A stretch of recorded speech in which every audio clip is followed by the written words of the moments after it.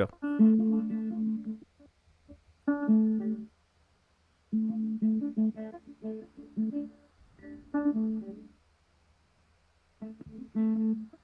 I can't hear it. Maybe the mic was better before. Where it was. I don't know. Well, I don't know. I did it. I did the thing. Do it again, but let's Yeah. see them actually watch you this time. Okay. Ready? Yeah, just go ahead. Maybe it's the Noise suppression? noise suppression, yeah. Maybe turn that off. I'll turn that off. Ready? Okay, ready? Yeah, all right. Try it one more time. Go. I feel like Andy Cortez right now. All right.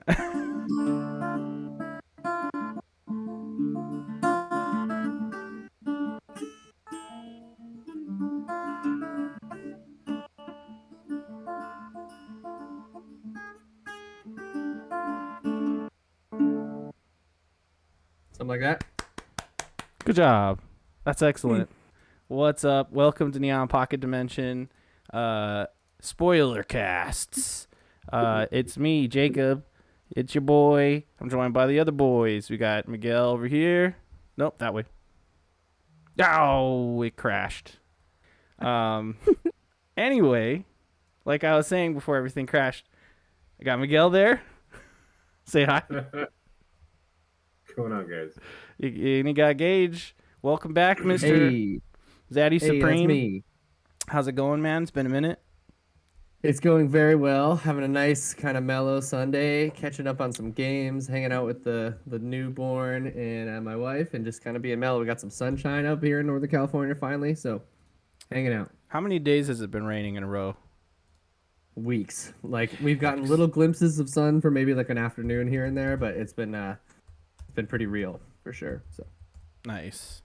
Miguel, you and I and our respected girlfriends went to Foodie Land yesterday. That was pretty fun. That was a lot of fun. It was cold as fuck.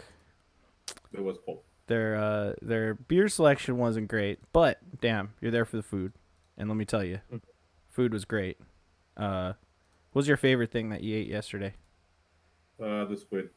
Squid looked really good. It was like that The squid was really good. classic grilled squid. It's like sort of cut, it's like flayed a little. You had the spicy, right? Yep. Nice. That's the way to go. My favorite's hard to pick because that's the type of person I am, but it's either the gator bites. 'Cause, like, frog legs were good, but the gator bites were better. I like frog legs. Me too. Now it's the first time I ever tried them. It's either between that or like that hand roll I got. I got this spicy tuna hand roll at this one place. It was pretty bomb. They're supposed to give me this like wasabi sauce, but like he poured it for everyone, and then when it came to me, he just like walked away and just handed me the hand roll. Maybe it's because I only got one hand roll. Because when I ordered it, he was all like, "You just want one?" Because it had like a special for two, We did the calculation. It was only $1 less. It was like $30-something. I'm like, I can get one. So that I think. To be honest, that was a lot for a hand roll. Yeah. Oh yeah. No doubt. Everything was very expensive there. Oh, absolutely. But you know what? They still ate a whole bunch of shit. You guys are in the middle of a desert, so getting fresh fish there is probably a little expensive. I don't know. I mean, it's Las Vegas. I feel like our food supply is supported by like planes and trucks. Per capita, we have a lot of sushi places in this town. A lot. I've eaten a lot of seafood in Vegas in general. I'm always surprised. I had really good lobster in Vegas, and I was like, this seems difficult. Huge, dude. Massive. And like all you can eat sushi is like the normal sushi place here. So it's not like fish is scarce here. It's like they ship that shit into Vegas like it's like I don't know, like we're a lake or something. Like we're an ocean. Does that make sense? Coastal city Vegas, yeah. Yeah, pretty much. That's probably why all the people from California like want to come here so bad, because it's just like we're full of fish. Several of my friends have moved there recently, so I believe it. What do you think Vegas? What'd you say? I said it's cheap relatively. Yeah, totally. It's definitely getting worse over time, just like every city. That'll But happen. We got a It's house. still cheap. Yeah, it's still cheaper than like Yep. way cheaper than like New York, Certainly. San Francisco. Yeah. Anywhere in California. Yeah. Honestly, it's like we Mm. live in this little tiny ass town with like no jobs, and our rent is still like as high or probably higher than yours. You know what? You know what though? If like a zombie apocalypse happened, none of this shit would matter, right? That's true. And then all you would have is you and yours. That's right. We're talking about The Last of Us, HBO series. This is Spoilercast. So if you want to get spoiled, come in here. If you don't want to get spoiled for Last of Us things, maybe you didn't play the game that came out like forever ago. Maybe you haven't seen the show everybody's been talking about. Get the fuck out of here. Go watch those Yeah, things. this is your chance. We're gonna spoil all things game 2, right? We can even talk about game 2 a bit. I think we should shy away from that. Sure, maybe just like there's a couple of things in the show that they definitely are like setting up for season 2. So maybe we'll just Yeah, let's tiptoe around it. for sure. I know all three of us have played through The Last of Us Part 2. I'm correct in that, right?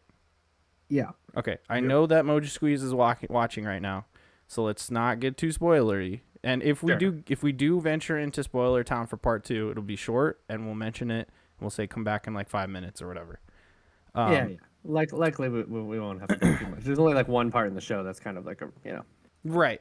Yeah, which kind of sets things up. But there is a big thing that happens kind of right in the beginning of Part 2 that sets up everything. That for sure will not be discussed on this. Sure. If you know, you know. And that's what I keep alluding to, and I'm like, just you wait, all you people who watch the show, you're in for it. It's gonna be such a gut punch. Anyways, yeah, let's keep going. God damn it, it is. Okay, so Last of Us Part 1, that's what we're calling it now. Originally it was called The Last of Us. Let's just discuss the original game really quick. Now, first things first, who had a PS3 in this group? Not me. So I did, but I won it through an In-N-Out like company picnic, right? Like but it was one of like the first models, so it was cool because it was backwards compatible. But like I just like never used it. Basically, there wasn't like I don't know. I was like deep into the Xbox 360 realm, so I only played like that first Sackboy game. What's it called again? Little Big Planet. Little Big Planet. Yeah, I had Little Big Planet 1, and I had like some ATV off-road game, and like that was it. That's all I had for the PS3. Yes, I used to love those games. It was so much so that I pretty much just gave it to my brother-in-law and my sister at some point because I got it when I was living with them, and I was just like, well, you guys use this to watch TV and stuff, so you can just kind of have it until one day I'll take it back. And I think I just have it somewhere in a box. Miguel, you seem to have had the PS3, like actually used it. So what's your PS3 experience? I wouldn't even say I used it that much, to be honest. I didn't buy that many games for it. Most of the games I played were borrowed. Okay. Or were you like GameFly'd them? No, they're just borrowed. Oh, okay. Who else had Good GameFly? old-fashioned schoolyard. Was I the only person with GameFly? I never did a GameFly. I mean, I used to rent a lot of games from the video store, but Right. But then after that, you couldn't really, like everything was gone, you know? And then it was really just GameFly. So I had like a brief stint with GameFly twice. But I digress. Miguel, did you play The Last of Us originally on the PS3? No, not on the PS3. Okay, so I'm assuming all of us had a PS4 and got The Last of Us remastered, and that's how we played bing, through bing, the game. bing. Yes, indeed. That's Okay. how I played it. All right, so all you gamers out there, you know, don't be mad at us for playing the cool remastered version of the game. All right, I don't know what kind of jank was in the original PS3 version. Clearly, neither do us. Let me tell you, man, that remastered fucking game is pretty excellent, and I honestly feel like it still would hold up right now. What do you guys think? I played it like in 2019 in anticipation for part 2, and it was like it totally felt like a modern game. You know what I mean? I mean, Naughty Dog in general, their games seem like they're always on the cutting edge. I mean, obviously there's some gameplay stuff that feels a little outdated and stuff, but I remember at the time it not really feeling that outdated. Like, you know. Mm-hmm. Yeah, so my experience with it is I played it in 2020 during the quarantine. I had gotten a PS4 Pro, I think, for my birthday or something, and this is, super late into the PS4, generation. And the Pro is pretty cool, except for the fucking loudest fan of all time. Might even Jet engine. Yeah, might even rival the fan on this laptop, which currently is kind of busted and making extra noise. I feel like the PS4 was even more loud than this thing. It's pretty fucking crazy. Miguel, how loud was your fan? Remember it being that loud, to be honest with you. Did you have the Pro? No. Yeah, I think the Pro, because it's like pushing the boundaries of it, it's like overclocked or had a, I don't know, better video card in it or something. Like that fan, dude. Yeah. Pretty crazy. Yeah, I actually had the original PS4. I also got it really late. It was like a hand-me-down from a friend. Yeah, it actually the fan wasn't that loud until I started playing some of the games that like started coming out after. Like I remember playing Horizon on it, or I think it was it Horizon? Yeah, I think it might have been Horizon. Mm-hmm. And it was like it was chugging. It was like that fan really started to get going, and it got really hot too. I remember it was just like cooking. But yeah. No, but I actually watched My Last of Us originally. My roommate in San Francisco when I was there, he had a PS3. So the only PS3 like experience I ever had was the fact that he had a PS3. So I'd come like watch him play some weird games on it. I at the time had a 360, and in our house like co-owned a Wii that we used to play. Like it was like a big college house that I lived with like 8 people, and yeah, the girls actually who lived with us had a Wii, and one of the girls was obsessed with Zelda. So that's the only time I ever played Skyward Sword, was like kind of like couch co-op with her, like passing the controller back and forth. Then I remember watching his PS3 was in his room, so I had to actually like be sitting on his bed to like watch stuff. But The Last of Us, when it came out, he was like, "Dude, you gotta watch this." So I started watching like the first half of the game or something like that, and then I was like, "No, I'm not. I'm gonna stop watching. I want to play this on my own." So nice. Yeah, a couple years later, I when I got a PS4, I did that. Mm-hmm. Actually, many years, if I'm really thinking about it. There you go. Yeah, what was your experience, Miguel, playing through the game? As far as like just playing it was great. Yeah, like where were you in life? What year you think you played through it, and what was going on? That I don't remember, to be honest with you. It was whenever it came out. A long time ago, right? I mean, when did it come out? 2013? Last of Us Remastered. No, 2020. Last of Us Remastered came out in 2014. But the original came out in like 2009, 2010? 2011. 2013. Wow. Interesting. Oh, okay. So it was remastered a year later? No, I think that's can't be strange. Right. Yeah. Well, but it was right at the end of the PS3. I remember the PS4 came out like shortly after that. But so yeah, it says a release for Last of Us Remastered 7/22/2014, and original Last of Us original version Last of Us was June 14th. Sorry, it's loading. 2013. Yeah. Wow. Weird. Wow. Cool. So it's almost like what they did. Well, I guess it's not exactly the same, but I know people are giving Naughty Dog a lot of shit for making The Last of Us Part 1, which is The Last of Us, again, remastered, almost like a remake of the original Last of Us, using the tech that they developed for The Last of Us Part 2. And that came out pretty recently, last year, right? 2022, 2021, something like that. Year, yeah. And people are giving them a lot of shit, and they're saying like, well, Last of Us Remastered already holds up. Why are you going to remake it again? When they freaking remastered it in a year for the jump between the PS3 and PS4. So I guess this gives it even more breathing room than the original remaster. It's kind of trippy. Wow. Yeah, that's crazy, dude. Yeah, I don't remember when I bought it, to be honest with you. Yeah. When I got it, dude, again, got the PS4 Pro super late. They had like classic titles or whatever And a bunch of them were seriously like $5 or $10. And so like I was like, I'm buying them all, dude. I got God of War, Last of Us remastered. I got Spider-Man. I got like all of the what's that other Naughty Dog series everyone likes? Uncharted. Yeah, I got all the Yeah. Uncharteds. And I only spent like $30. It was crazy. Yeah, I had a similar thing where my friend gave me his. I think he upgraded to a PS4 Pro, and so he gave me his original PS4. And he already had some games on it, which was cool. Yeah. And then yeah, I was able to like it was right at the end of the generation, so there was tons of sales. Like whatever Black Friday that was, I just remember like I think it was I got it like right when God of War came out, and so I bought God of War. That was the only like $60 game I got, but then every other like PS4 game, I was just like, yep, load it up. Gravity Rush, I remember a bunch of the games like that right at the beginning. Yeah. So, and a bunch of the ones that I had missed, like I got like a bunch of the other Santa Monica Studio games like Flower and Bound and the unfinished Swan and like Everyone Goes to the Rapture, like a bunch of little indie games like that I had kind of missed out on. Mm-hmm. Yeah, and I still haven't played Flower, or any of those other games.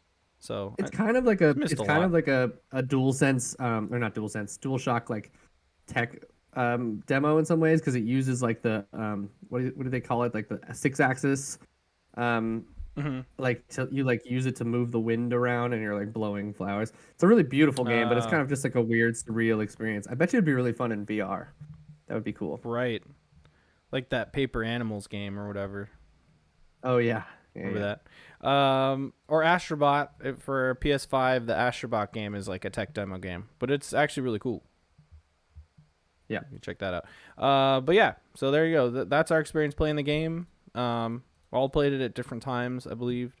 And man, playing through The Last of Us Part 1 and then Part 2 back to back during the pandemic when like everything was depressing and man, it really fucked me up.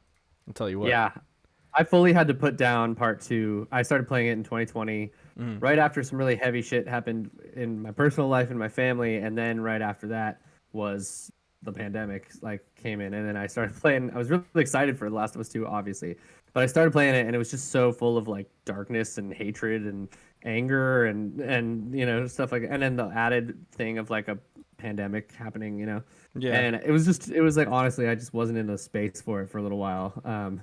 So I started playing Animal Crossing instead. The exact opposite of it. But then I came back to it later, and it was. I mean, it's an amazing game, but I will say I don't like it nearly as much as the first one. Yeah. I don't know. I like them both. I feel like that's where I'm at with it. I think it's an objectively great game. Yeah. But I think it wore out its welcome a little bit. I think it was a little too long. I get that. Yeah. I was done with it after like 20 hours, and I was like 5 more hours than that, I feel like. And then I just think like it was just a little gratuitous in places where I was like, okay, I understand that there's like you kind of got to up the shock value in spots, but I was like, I think you could have achieved that without being like, I don't know. It was just a little much for me. It was the headspace I was in, but Yeah. I love too. It shook me to the core, and that's what I liked about it. Is that I don't know, but there's no right or wrong. It's all subjective. Obviously, some people deeply hate the game. I mean, how do you feel about Part 2? Let me go. I like it for the most part. I mean, I didn't have any problems with it. Cool. It is a little long, I guess. Yeah. But overall, I just take it for what it is. Fun. I like it. It's not like Elden Ring, like 130 hours per playthrough or whatever. So I guess, or if we're talking like JRPG, like 200 hours. Yeah, it's not that long when you think about No, it. I guess it wasn't. It's not the actual length of the game. I think it was just the pacing of the story specifically is what started to, I was kind of like, all right. There was like always these times where I felt like we were ramping up to like the final action. Yes. And I kind of just felt like it did this like ramp up lull, ramp up gameplay lull, like ramp up like kind of like more infected or more of the culty people. Anyways, we'll get away from Part 2 and get into the show. But it was just paced a little weird for me. So what I'll say to kind of close out the Part 2 talk is that in my brain, like the two of them exist as one thing. So like just the wording of Part 1, Part 2 is apt because like I said, in my head that actually works. Because I don't know, it's hard to think of them separately for me because they feed into each other so much. Well, Yeah. yeah, it's You one know. story at that point. Like, Yeah. it's not like it's a different story in any way. It's the same thing. Mhm. It's just like the second chapter of a book. Right. Yep. Yeah. It's the second book in a series. Although second, like book 2 would become 2 or 3 parts. You know what I mean? Sure. Without spoiling For stuff. sure. But I digress. Yeah, I guess you could look at it that way. Yeah. Well, it's like, you know, when you get to the part in the book where it's like part 2, and you're like, oh shit, it's just a blank page on the left and then the page on the right that just says part 2, and you're like, Totally. oh man, shit's about to go down, bro. Yeah. I just got to a part 2 in the Halo book I'm reading right now. Ooh, It's like, nice. oh, all right. It's Cool. going down. Those Halo books, man. I got to read some of those. They're Way really, better they're really than the show. good. They're kind of simple and pulpy, but they're good. I enjoy them. That's how it should be, man. It's fucking Halo. But I digress again. Let's talk about The Last of Us show and game simultaneously. I say we kind of draw comparisons, unless you guys want to talk about the game first or the show first. How do you guys want to do it? Actually, I'll just ask You that. can do it at the same time. Okay, Yeah, we cool. can go through it together. I think maybe like highlighting some of our favorite parts of the show, or just maybe overall thoughts on the show, and then we can feed them into the comparison. Mm-hmm. Yeah. So, what do you guys do? Thumbs up, thumbs down. How do you feel about the show? Start Great us job. off, Miguel. What's up? They did a great job. This is really good adaptation. Like, overall, 100%. I'd watch it again. I'm probably going to. Yeah, Did a really good job. The cast was great. I totally agree. Visuals were great. Do you? Just watch the show. It's a good show. Yeah, seriously. I mean, who doesn't have HBO Max these days? Like, I feel like most people do have access to it, right? Just watch it. What's stopping you, man? You want to play like a 20-something hour game?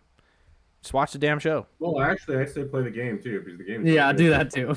I mean, the game's great, but I feel like If you're not gonna play video games, Right. watch the show. But if you're gonna play the game, and then watch the show too, because the show is really good. It's Yeah. totally worth your time. Well, I'm just saying, like, And the show's a good length for the adaptation of the game. They didn't make it too long, and it's not too short. right? I thought it was the Did you correct amount. Did you feel like they conveyed the show or the story of the game through the show, like condensed it in a good way, where it tells the entire story without leaving too much out? Yeah, I think they hit pretty much all those bits of the show of the game Mm-hmm. without really leaving anything out. Mm-hmm. Like all the story I think- beats are I mean, intact. To be fair, I haven't played the first one in ages, so maybe they left stuff out that I don't remember. Right. What do you think, Gage? I would say they even actually maybe got like dove into some details that we didn't, or like, that we didn't get to explore in the game. I mean, Mhm. the whole kind of middle episodes, I think it was 4 and 5, with like the Sam and Henry episodes, and kind of like Yeah. fleshing out a little bit more of the Exactly, lore yes. of like the QZ and all that stuff. What was Pittsburgh in the game, but was Kansas City in the show. Mhm. Yeah, like some of that stuff. I mean, even some of the like diegetic, like the in-game atmospheric storytelling, that like some of the notes you pick up, like in that episode when they go down through the tunnels, and they find that weird little like school that was there, or like Yeah. the kids' place. Like that was all in a note in the game, so it's like you could have missed all of that if you didn't pick up or read the note, type of thing. So like there's they did a really good job of like sprinkling that extra lore and content in, and diving into some other characters. And then I think the stuff that they cut was all like cut because it was pretty gameplay focused, Yeah. or like, you know what I mean? Like it was pretty like it was necessary to make the player have the agency through those things in the game, Mhm. where in the show it would have just either been gratuitous violence, or like just kind of traveling for the sake of traveling, or crafting, or finding, that kind of stuff. So. I don't remember it, but someone on Reddit was like talking about how there's a moment in the show where like Joel actually like kneels down, pulls his backpack out, and like starts to craft something, and it happens like one time. I totally missed that. So, it'd be great to rewatch it. in my leisure and look for that moment.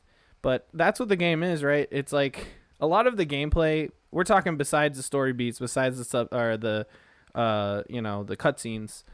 It's really you just like sneaking around, murdering like monsters or men, and reaching into your bag and like fucking duct taping something to another thing. You know what I mean? Yeah, making a little shiv real quick and stabbing someone in the neck. Throwing bricks and bottles at everything. I don't think did he throw one brick in the damn show? I don't think there was any I don't bricks think in the so. show. Yeah. Or a bottle? Was there one bottle toss? I'm trying to think. I feel like someone broke a bottle, but I don't think anyone like used it really. I think that it would have been a funny nod to be like, oh, he's gonna use the bottle to like distract a clicker or something. Because I mean, Sure. there's like that's to me that's one of the biggest contrasts between the game and the show is that That's like interesting, motherfucking yeah. there's bricks and bottles fucking everywhere in this game, and you're just tossing them around. You're either throwing them to stun a guy so you can like run up and choke him out, or you're tossing a bottle in the corner to like distract the guys from you so you can sneak by them.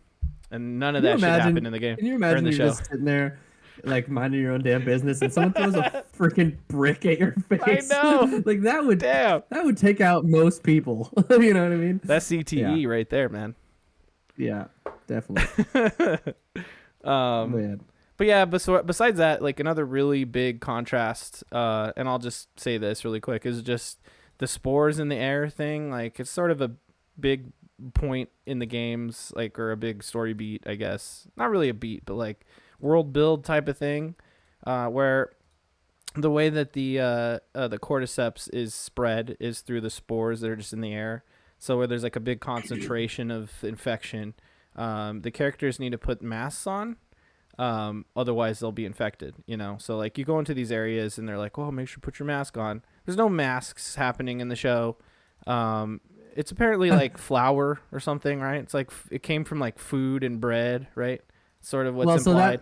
So they actually did some good science on that a little bit, relating a little bit more to like there is actually like a bunch of fungus that'll grow off a specific grain mold and stuff like that. So like that, it kind of makes sense.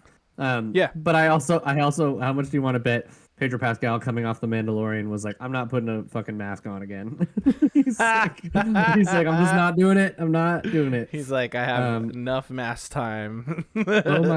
Show my face, please. I want to be See this right here? This is what they pay me for. All right. This is what they pay me for. Thoughts on that, Miguel? Do you care? You feel like it I was didn't really like care, to be honest with you. Right. I thought the choices they made were good. Yeah, And excellent. they Yeah, made sense. totally works. But just throwing that out there. Things that I noticed. I think it works perfectly fine. Doesn't bother me at all. I might simplify the plot a bit to not have to have these sections with all these masks on and shit like that. But there is a moment in the games, and it may be part of part 2, where where we're spoiling everything here. Ellie is immune to the virus or whatever. It's not a virus. It's the mushrooms. She's immune. Fungal infection. Yeah, she's immune to the fungi. Fungus Among Us. I love that album. She's immune to it, so she keeps putting the mask on, but then after you learn that she's immune, she doesn't have to put the mask on. But I think in the second game at one point, she like essentially to accidentally reveal, or to be forced to reveal that she's immune to someone that maybe she necessarily didn't want to tell them, she like has to take her mask off, and she doesn't get infected, and then has to explain like why, and it sort of reveals that she's immune to someone inadvertently. And so like there are implications to the way the infection happens and the way that the story works in the games. And like honestly, that to me is a good thing, because here's the thing about adaptations, right? What's the problem with with video game adaptations constantly? That is that they don't adapt enough. They take too many fucking liberties. It becomes the Mario Brothers movie from the 90s. You know what I mean? It's or whatever. Like you can name a million. You mean great? I mean, it's awesome. I still like that movie. Holds up, my friend. I mean, I love Bob Hoskins, but just drawing an example, right? It's like they just stray so fucking far. I mean, Resident Evil is the most egregious, right? Yeah. They stray so far away. it gets too creative that it's not even the same thing at all. It's just like they're using the same names and doing something completely different. But with this adaptation, it's probably the most or it's the opposite, where they adapt it so well that it doesn't work right. as a fucking show. Right. It's like you can't do it completely beat by beat, right? So there's a balance there, but like the good thing about taking some liberties or changing some things is that you can still enjoy it separately while also still feeling it's faithful. I feel like that is where the Last of Us HBO show like shines the most in my brain. Yeah, it's that sweet spot of like, let's make this work for the medium. I mean, everything in art, right, is in any sort of creative endeavor. Like, the medium itself should dictate part of the way. If it's telling a story, if it's telling or kind of trying to make you feel an emotion, like, if you're gonna paint something versus even just illustrate something or sculpt something, like there's just different parameters that go into it, right? And same thing with like film and games, or even I would say even television and games, or television and film, because there's just a certain amount of like, I don't know, there's just a certain amount of the medium that like requires you to think about pacing or set design or whatever it is, like the actual logistical like art happening that happens. So I think the thing that Last of Us nailed so much for me was just it kept the atmosphere, the mood, the music, the even the cinematography, and like referencing the games but not making it too kitschy. Like, hey, look, we're doing the game thing. Like, it's like there's stuff there for like super fans without it being too hit you over the head with it, with like a lot of other video game stuff has been.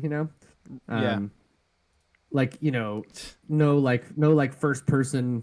Doom, like the Rock Doom shit or whatever. You know what I mean? Like, that's a good scene, man. That's a good scene. But it's ridiculous. It's a ridiculous but good scene. We're still same energy for Mario. Okay, it's fun but stupid. I mean, I'm all for the Mario movie. Actually, I think they're gonna. I'm not talking about that one. I still haven't seen the new Mario movie. I can't wait to check that out. I'm talking about the one from the '90s, dude. Rest in peace, John Leguizamo. Bob Hoskins. Yes. Leguizamo's still alive. He was in the menu. Oh, sorry, I meant. Yeah, Bob. I was gonna say Leguizamo died. No, I meant Bob. I meant Bob. Sorry.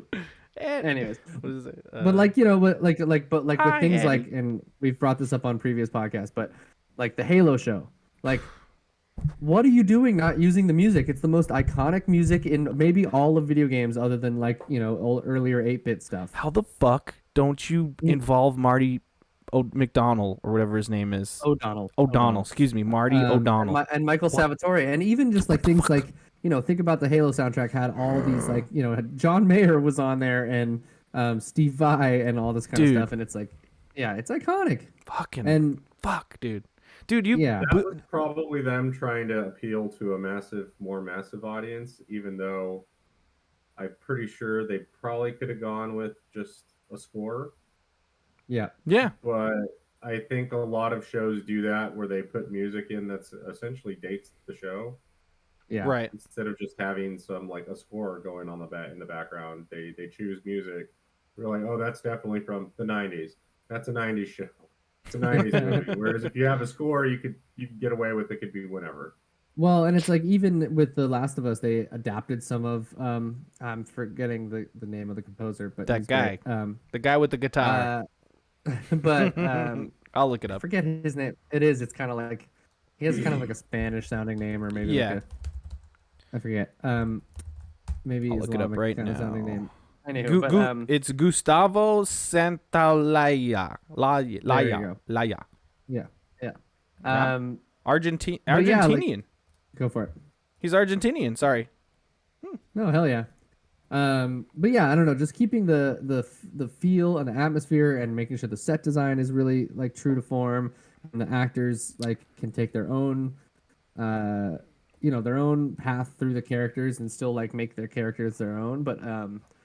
But it's just staying true to the vibe and the feeling, and then ultimately the story it's telling. Mm-hmm. Yep. Everything worked. I don't know, man. I just don't want to think about Halo because they really biffed that shit. So will I watch season 2? I will, and I'll talk about it on the show. It's my humble sacrifice. But let me tell Like you, they're man. making more. Oh, season 2 is on its way, man.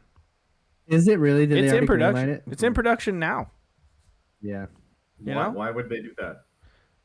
Just because I got money. Oh, so people liked it. No, they just have money to spend. I don't know.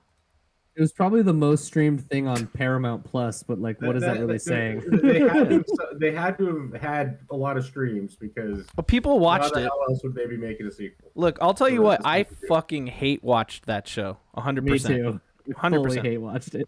And you finished it, and that's the problem. And now you have another season to watch. So But really, what you if- only have yourself to blame. But Yeah. absolutely right. Me and all the other fucking, Halo shills out there. But let me tell you, I'm just hoping season 2's better. Keep the helmet on, bro. Put it on. Keep it on. No, he's gonna take it off. I hope No! take it off. You don't even He's need gonna the helmet, Master Chief. season 2 is gonna be twice the sex. He's just gonna be having It should sex just be with all the Bandana. aliens. Bandana Master Chief running around. Oh, God. No, stop. But Last of Us. Stop. That's a great fucking show.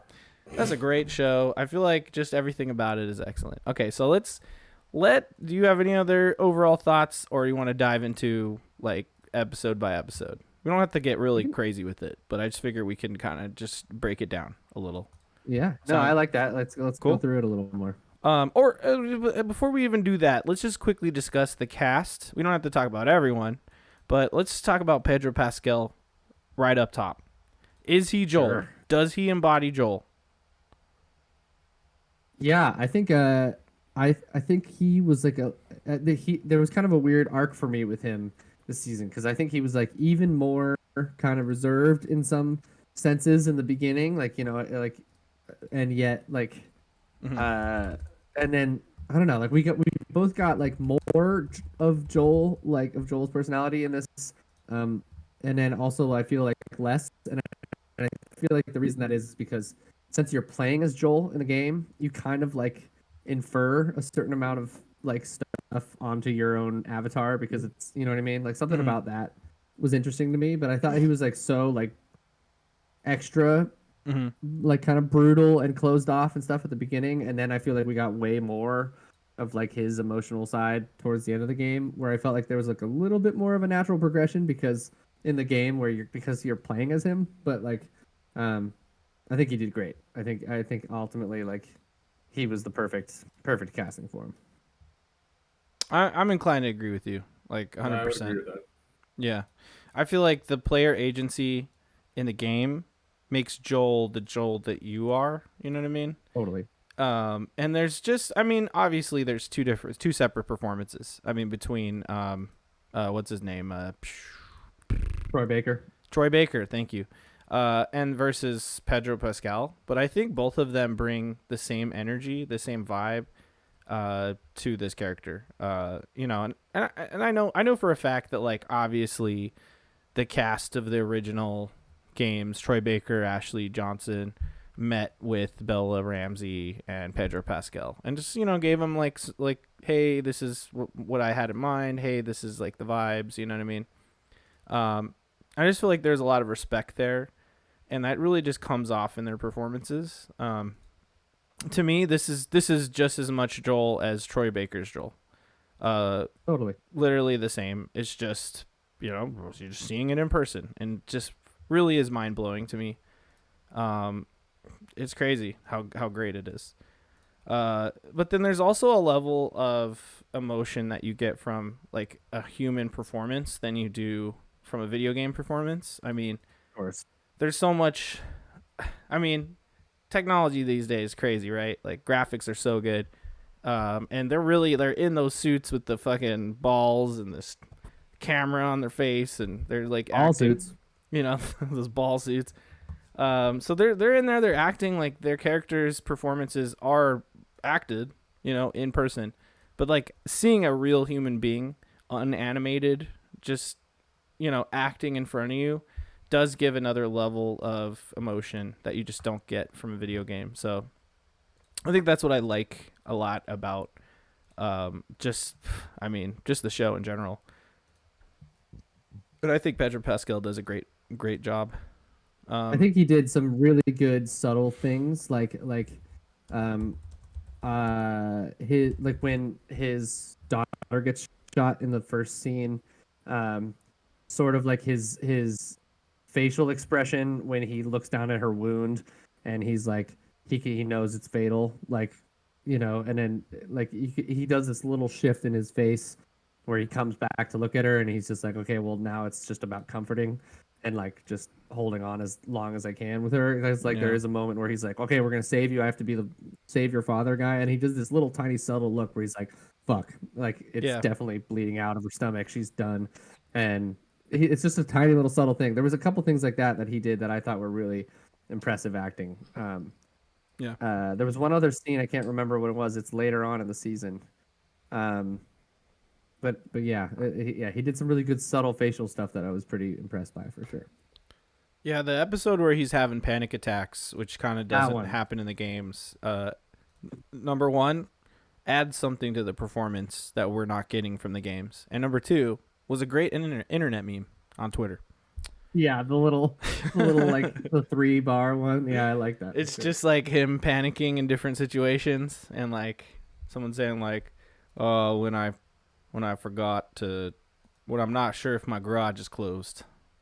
It's like you panicking. One that got me was like me reading any like basic email from my boss or something like that. Yeah. That's awesome. Yeah, and let's just talk about the other lead. We got Bella Ramsey as Ellie.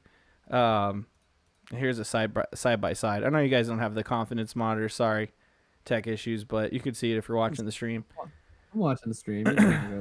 So yeah, you'll see it in just a moment. But yeah, I mean, just look at them side by side. I just like how could you put it better than that? I mean, okay, Ellie's eyes in the fucking game are green or something. But it's the same. Like, they look the same. I mean, for one, let's just address the haters. They're not going to recast Bella Ramsey for season 2.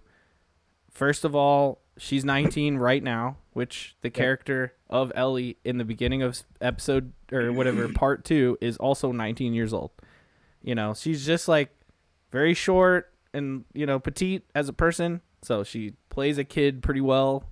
But like, just looking at this picture, really embodies it. And like the fact that she's British and she's doing the American voice, like, commendable. Because I always notice when the American accent work from a British actress or actor is shoddy, and I always point it out to Mochi Squeeze. Me too. Any thoughts? Those Brits like to say that they can do it easy, but then there's plenty of them who mess it up. But no, I think it's perfect too, because they shot season 1 at the beginning of the pandemic, or right before the pandemic happened, and they've been sitting on this show for a minute, kind of. So she's already older than she was when they were shooting the show. Yeah. So I mean, I think she's gonna be perfectly fine. Plus, it's not like Ellie looks that much older in part 2. I mean, she looks older for sure, but like she's just. You put some different clothes on her, change her hairstyle, make the actor change her stature a little bit, and it'll be totally believable. Yeah, I mean, one of the noticeable things about Ellie's, aging up is that like now she's got tattoos on her hand or something, right? I mean, you could just ink that shit on, give her a henna, Totally. That makes people look older. What do you think, Miguel? Agree. How do you feel about Bella Ramsey's Ellie? I didn't realize people had issues with it. Let me tell you something about the internet, Miguel. The internet for you. So yeah, let me. The internet has fucking issues with everything. They haven't even found out. Well, I guess they have found out she's a lesbian already. Anyway, but yeah. Hey, and according to Mochi Squeeze in chat, she said Bella Ramsey kind of resembles well, she says the girl, but Ashley Johnson. Essentially, they do actually kind of does. There's an element there. Honestly, yeah, and like usually the character model of these games these days kind of are made to slightly resemble the voice actor a bit too. So I guess Only to in The some Last of Us, it's made to be Ellen Page instead. Yeah, It's so I always was so perplexed by that because not only does she kind of sound like Ellie, actually it's Elliot Page now. Did they transition? I think so. I just yeah, want to be. I don't exactly know the whole thing there, but I just believe want to be Elliot respectful. identifies as a male. I could be wrong, but Okay. Yeah. I digress. Yeah, whatever they want to identify as great. I just Mhm. want to make sure that I'm trying to shout that out. Yeah. Oh yeah. But the not to use dead names or anything like that, but the actor that we knew at the time, As Ellie Ellie. Page, Yeah. was like so like spot on Ellie in the game, which is just a whole thing. Even the fact that her name is, anyways, it was just I just remember being like, this is You're like, when I played it, being like, how is that not the person who's acting? Anyways, yeah, hard candy, anyways. you know. Hard candy. She'll Um, fucking kill you, Juno? bro. Is she in Juno? No. She was Juno. Yeah, Oh, she is in Juno. Oh yeah, she had that baby. It's like a Yeah. bird outside my window or something. See a lot of flight happening. Sorry.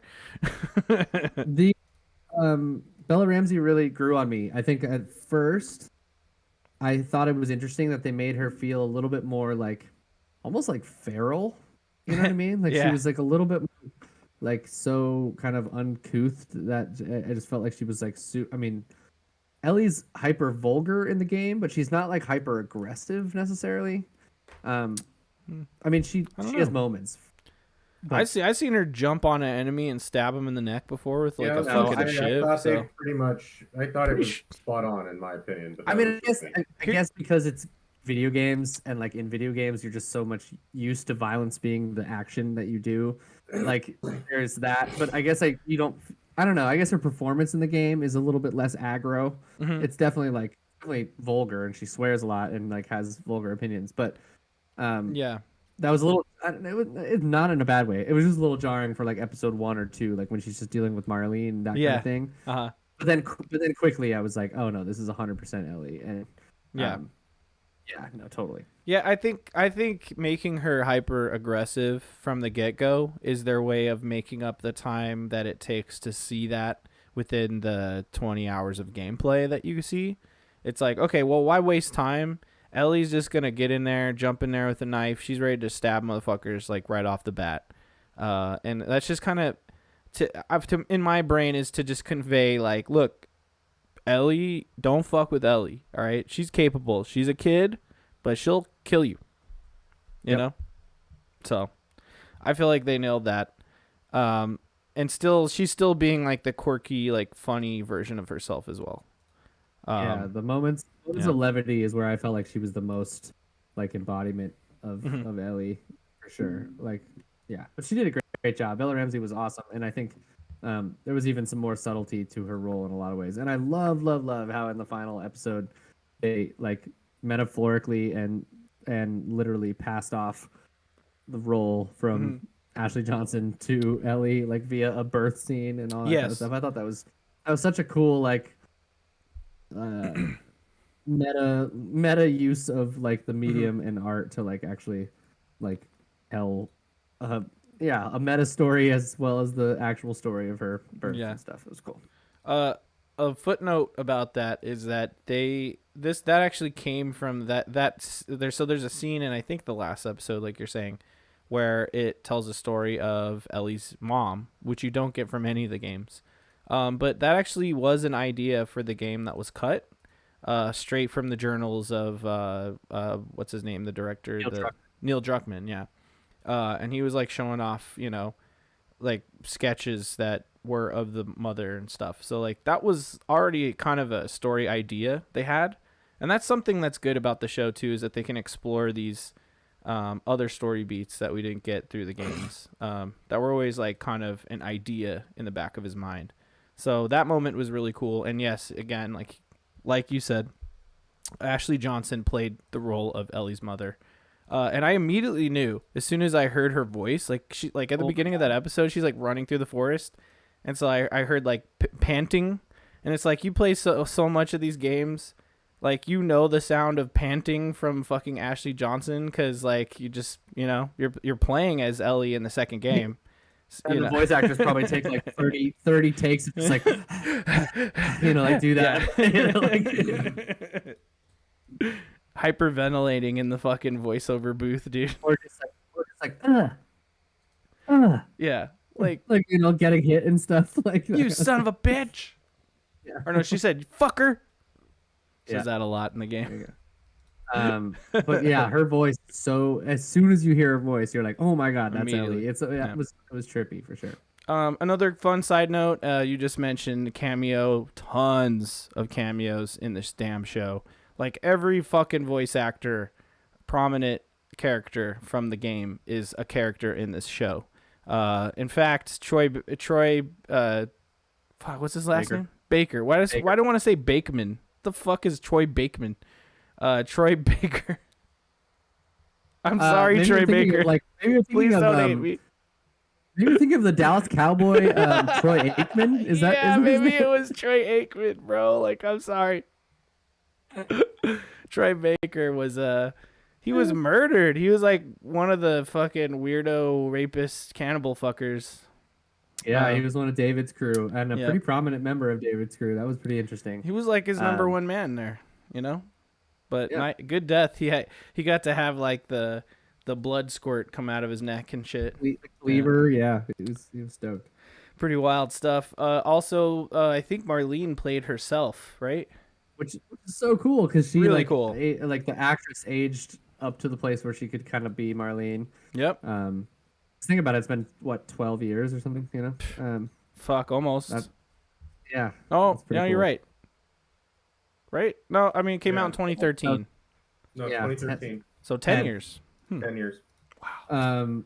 But you imagine she probably looked quite a bit younger 10 years ago and stuff. So it's kind of cool how that worked out. And some people do. It's so cool. Again, that's so cool of the directors of the showrunners to be like. I mean, one of them's Neil Druckmann, but the other one, Craig Mason, to be like, yeah, let's give all the original people who made this story. Like again, that's just like the type of respect that you want to see video game adaptations do. To make them feel authentic and to make the people who are such fans of the games be like, oh, cool. Like, you know what I mean? Like, it's not necessary, but I definitely think it helps like cement them as something special. I would say that that's probably why the show did so well is because you had the original director be part of the show. Yeah, totally. And from the get-go, that game felt like a movie. Right. Yeah. Yeah. So it could have been a show from the get-go and not a game. Yep. And I would have been okay with that. It's one of the reasons, and I'm sorry to keep bringing up this why wound. It works as well as it does. Yeah, absolutely. Yeah, I agree with that. Go ahead. It's one of the reasons. Sorry to keep poking at this dead horse, Jacob. But that horse is a skeleton, man. Come on. Yeah, seriously, it's one of the reasons. Again, I think why Halo needs to reevaluate how you tell a Halo story. Sorry. And actually reading the Halo books, which we were talked on a little bit earlier. Yeah. Actually, the first Halo book I think would be the best Halo story to tell because it feeds into the narrative that we know within the Halo games, but it is a much more like war movie story. You know what I mean? It feels like a Tom Clancy novel or like a Band of Brothers type of thing, where it's like these soldiers train together and become like comrades together, and then have to fight this one big invasion scale level fight and get out alive type of thing. And like that in and of itself is just a more cinematic story. And so I was like so mad they didn't. Anyways, okay. That was that's the Reach. It's called Fall of Reach. Yeah, Fall of Reach. Yeah, that's really the book I need to read straight up. Because Halo Reach, man, if you've never played Halo Reach, you need to play it. It's such a badass game. But I need to read that book for sure. Yep. And then touching upon what Miguel, and you're right, they should have just fucking done like that. They should have done that story, and then the next season is them going to the goddamn ring. Like they don't go to the ring till like the end. They don't even get to the fucking Halo ring ever. Sorry. No, you're cool. That was coming from Miguel's point too, where it's like, use the original directors and then, adapt a story that is already cinematic in nature. You know, it's called Halo, and they're never even on the fucking ring. They're not even on the goddamn Halo. To get you to watch the next season. I want to fucking bash my brains in. Less helmet. Less helmet. More helmet. Dark helmet. I hope they're listening. Less helmet. Extra helmet. No. God damn it. God damn it, guys. But no, like you're saying, yeah, Neil Druckmann. I mean, if we're talking about video game directors, he's in there like with Hideo Kojima, right? The director, game director. You know what I mean? I wouldn't say that. Oh yeah. Kojima's crazy. Well, no, but I'm just saying. Kojima needs a handler. A director. Druckmann can be in a room by himself. So he's more of a writer, director. He's like Quentin Tarantino. Like, I'm gonna do this, and this. Like, that doesn't make sense, dude. Maybe we should like focus over here. No. I'm gonna do this. It's gonna work. Yeah. Who doesn't love Amazon deliveries? I would say they're both auteurs, but I would say that Neil's a little bit more of a kind of I'd say like I'm just saying that both of them pride themselves as directors more than video gamists, right? I'd say Neil's more of like a Steven Spielberg, and Kojima's a little bit more of like a Darren Aronofsky type of guy. You know what I mean? I like that. Yeah, more artsy. Yeah. Or he's really into conspiracies. Crazy. So like maybe the guy who directed that movie, Enemy of the State. Who directed that? Sure. Yeah, I was going for like a Requiem for a Dream type of thing. You mean The Whale? That's his most recent film. Just as long as we don't get the guy who made like that kids movie in here. Like it's fucking weird. Oh yeah. Weird. Fucking weirdo. Also that one movie where they're like, who's the drug dealer? It's like Vanessa Hudgens and then like some other chicks, and then like there's a drug dealer, but it's like a more modern actor, and the movie's just about nothing. It's just like 18-year-olds in bikinis the whole time. It's the same guy. Fucking weirdo. Spring Break? No. Yeah, I think it's Spring Breakers or Spring Break. Or whatever. Yeah. Such a dumb movie. I digress. I think Hideo Kojima would make a better movie than that. Just saying. But he's making a movie, so it might be kind of obtuse. But we're cool. So Last of Us. Great show. Wonderful show. Let's just break down the episodes.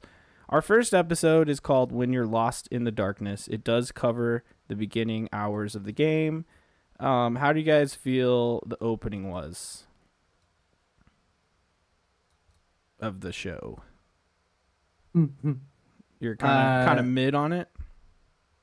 Oh no, sorry. I was pointing to Miguel. Yeah, he was. I see. What do you? No, I thought it was good. I liked the little bit that they added as far as the guy talking about cordyceps. Yeah. On the show, I thought that was pretty informative. I guess it kind of gives you a explanation of what's going to happen, right, going forward. But no, again, overall, let's watch the fucking show. Good. Yeah. Oh yeah. How do you guys feel about like the little neighbor subplot that was happening there? Well, I like the fact that you got to see a little bit more Sarah. Yeah. And you kind of got to know her essentially. Mm-hmm. Whereas you didn't really get that in the game. No. Yeah, I love that they kind of like positioned her to the audience who hasn't played the game as like maybe the main character of the show. You know, like obviously in promotional material you've seen Bella Ramsey and stuff like that, but like, I mean, it very much felt like that first episode was like from her perspective in a lot of ways. Yep. And that was a cool way to make you really be like, okay, this is the person we're hanging with, and then at the end, not be. Yeah. But real fast before we move on, just to touch on that opening, the cold open I thought was like very Chernobyl, which Craig Mason did. That's his previous show before this, which is one of my favorite pieces of television ever. Same. And, yeah, just like that kind of opening, like where the Soviet guys like says like, "What is the cost of lies?" And he's like, "Madness," and it's just like, oh shit, this is gonna be really dark. Yeah. And this was the same kind of vibes where it's just like, oh no, there's no cure. Like this happens, we're all fucked. That type of thing. That was cool. And they are all fucked. For me, it also feels like that zombie movie with Will Smith in it. What's it called? I Am Legend. I Am Legend kind of starts the same way as well, which is another zombie thing. Before people at me, all right, this is a zombie thing. I don't care what you say. It's fucking zombies, whatever. So yeah, it kind of alludes to that a bit in my brain as well. So I want to say it's like derivative, but it brings upon the same thoughts in my brain. But I think it's a good way to start like a zombie story, is to be like, we're science people. We're talking about fucking something's going to happen in the future with some fucked up science. So I dug that. And they didn't do that every episode, but like there was a number of episodes where there was a cold open kind of, showing like either scientists talking about things or people who are like, oh shit, something bad's about to happen. And I feel like it added enough to the story. Like it didn't feel like they wasted time with that. So I dug that. Yeah, the woman in episode, I think it's episode 2. Yeah, it's episode 2. Who she's like actually a pretty prominent Malaysian actor. Indonesian. Malaysian? Oh, well, Indonesian. Yeah, they're in Jakarta, Indonesia in that. Indonesian. During that No, part, you're right. Yeah, and she is actually Indonesian. She's like she's like a pretty prominent, like one of their like, She's a A-listers of- mycologist.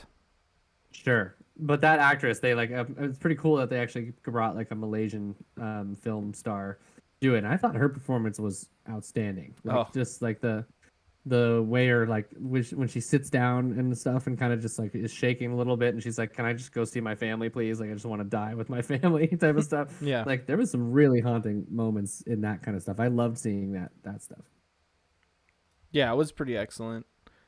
Getting back to the first episode, so we get to see, like you said, some extra Sarah stuff. Like in the game, you only see her saying, "Hey, it's your birthday. Here's this watch." But in the show, you get to see her like getting it repaired and stuff. So it kind of adds more to that, which is fun.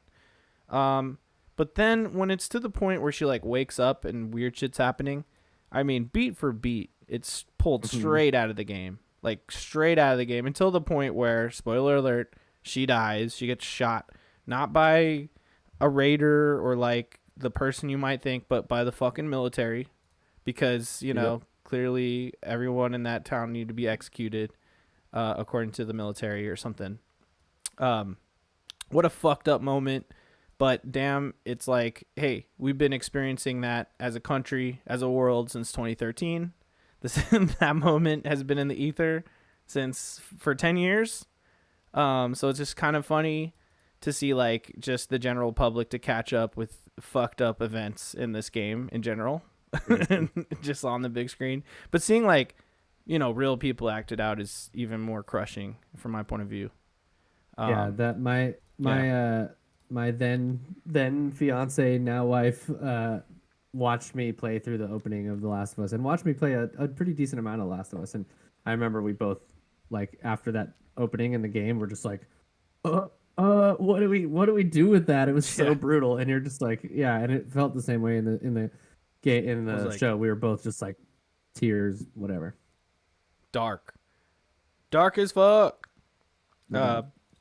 We also get the opening moments of the first like chapter of the game or whatever, where it's like it hard cuts 20 years later.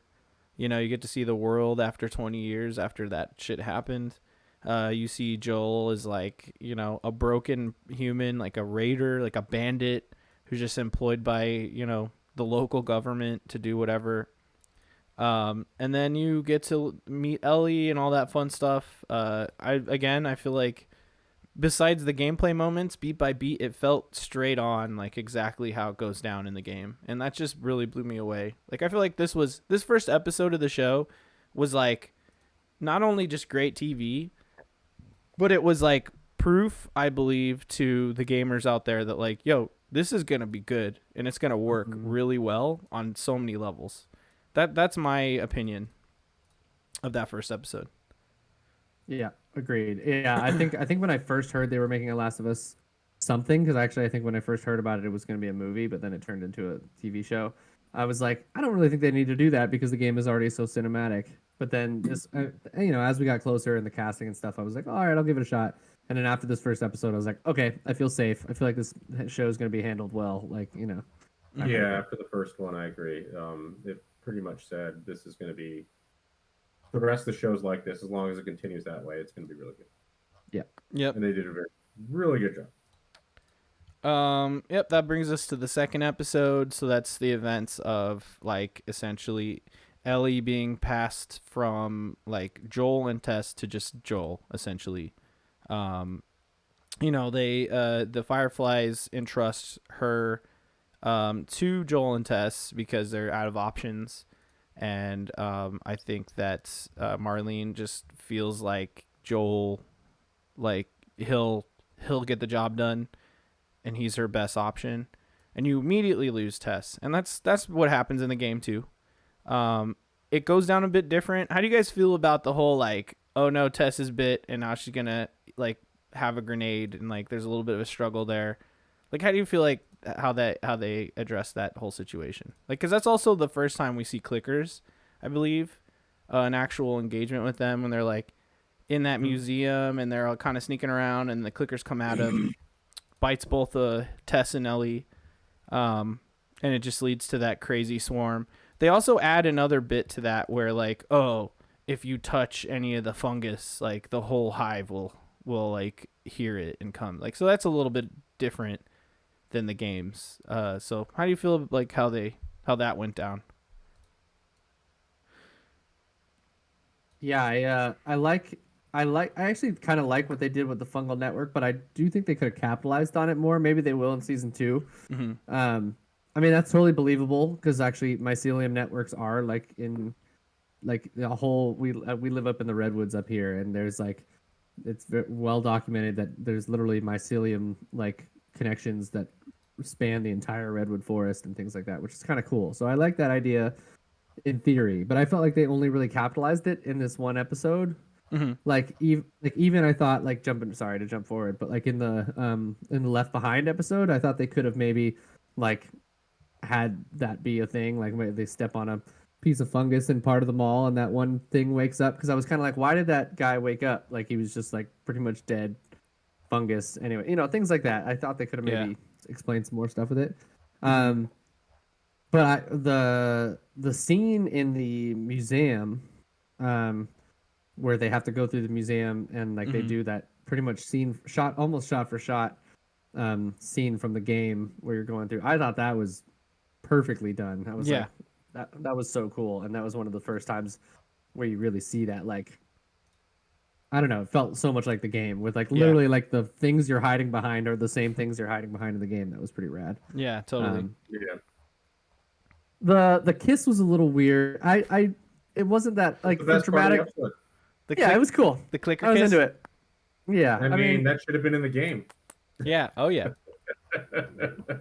The only thing that I was a little weird about by it is that I was kind of like, why would it need to do that if she's already infected? Wouldn't an infected just be like, oh, you're already infected? But like maybe it wants to infect her faster because she's not fully infected yet. Sure. Yeah, it's like, come on. I mean, I don't know. Come on. Yeah. I'm for it. I'm here for it. Whatever. It was gross and unnerving. So cool. I think that was the main part. Like, I feel like HBO does this thing where they get weirdly gratuitous and they just want you to feel weird and like sick. Sure. And they do that shit with so many of their fucking shows. Like, I mean, same thing with what's it called? Game of Thrones. Like, there's like so many scenes where it's just like a really dangerous situation between two things, whatever they are, people, monsters, and you're just like, whoa, like exactly what happens to Pedro Pascal in fucking Game of Thrones. And when they do the 28 days later thing. Yeah, oh yeah. The smash. I just feel like it's supposed to be a moment that you won't forget, that's really supposed to shake you to your core, and I think that's sort of their way of doing that. They're just like, let's just make them kiss. Successful. So it worked. We're talking about it, right? So cool. I know they want to get people talking, man. There's got to be a level of that. But yeah, overall great episode. What I'm doing while we talk is I'm flipping through like the game walkthrough on IGN for the chapters that kind of lead up to these, and it's just so much walking around, exploring. It's so much of you, Tess, and Ellie, trying to get through this area, and it just so easily be summarized by what happens in the show. Totally. So It's just what interests me is just the creative choices, like we said, like the fungal network, that interests me the most. And again, like you're saying, like how will that be utilized in future seasons? Sure. Maybe there's something big, if you know what I'm talking about, that may utilize that. Something in a place that has a lot of things in it with the big thing. Yeah, I am well aware. That's all I'm gonna say. About. Yeah. I feel like that may feed into the fungal network in the future. I don't want to give too much away. I hear you. All right, let's jump into Miguel. You got any thoughts? Episode 2. No, you guys covered that shit. Episode 3, I believe, is my favorite episode of the series. Yeah, it's the Frank episode, right? Yeah. So yeah, it was a really good episode. Holy crap, man! It was just like I Wow. mean, it might as well have been a movie, like in and of itself. It was like, yeah, gut wrenching. It's such some of the best acting. So good. Have you guys seen Devs? Yeah. Okay, cool. I haven't. Yeah, I want to. Gotta watch that. Yeah, Nick Offerman. I'm not like a Community guy. That's what he's from, right? The everyone knows him from. It's Parks and Recs. Yeah. Right. Mhm. Whatever. Similar ideas. Yeah. I've never watched Parks and Rec, so I don't know him from there. I remember like he's like Ron Swanson or Nick Swanson or something. Ron Swanson. Yeah. I've seen a couple little, obviously I know the whatever. You like steakhouses. From it. Love steakhouses. I think I'm gonna order that third steak now. But like I saw him, I really knew him from Devs, and I was just like, so when I heard that he was gonna be Bill, I was like, they're gonna do something more with Bill than we've got in the game. Yeah. Because I was like, he's gonna flex some of those acting chops for sure, and his weird, I don't know. I just love I forget exactly what the line was like. Not today, you jackboot neo fascist motherfuckers or whatever he says. It's so good. He just made me laugh so much, and then also just like totally just sobbed my eyes out. It was such a good episode. Yeah. Great episode. Loved it. And in the game, No, I thought it was great. I thought the what was it? The more exposition that we got from that character was excellent and totally well worth it. It definitely deserved the entire episode. I agree. You just had like a little bit of Joel and Ellie here and there, just a little bit of Joel and Tess in the past to kind of explain their relationship slightly, and then just them rolling through and the aftermath of what happens. I love how they handled it. Everyone talked about it, and people who didn't know The Last of Us that were just watching the show were like, "That's the saddest episode," and all the gamers just smiled because they knew. They knew it was not.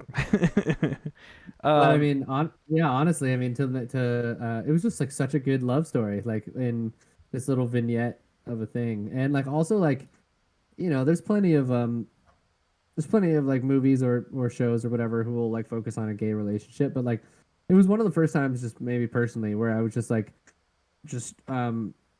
it was not like the point to show a gay relationship or anything. It didn't feel like it was like preachy in any way or like pushy in any way. It was just like it was just a relationship, a beautiful love story, like that was just that, you know what I mean? And I thought it was so cool how it was it just felt like really organic, you know what I mean? Like it just felt hats off, man. I don't know, like I've seen plenty of movies where it was like kind of avant-garde that it's about a gay relationship or something like that, and this just didn't feel like that at all. No. At all. It just felt like this is just a beautiful, beautiful love story through and through. You know what I mean? Yeah.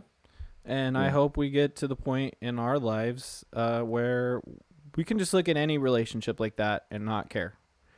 Just as a society in general, because who gives a fuck if it's like homosexual or not or whatever the fuck. Like, it's a love story. Who gives a fuck? That's it. It should just die there, right? Like, that's what it is. And it's excellent TV. And man, what a great episode. Like, just amazing performances from the game. All you have is journals to explain what happened.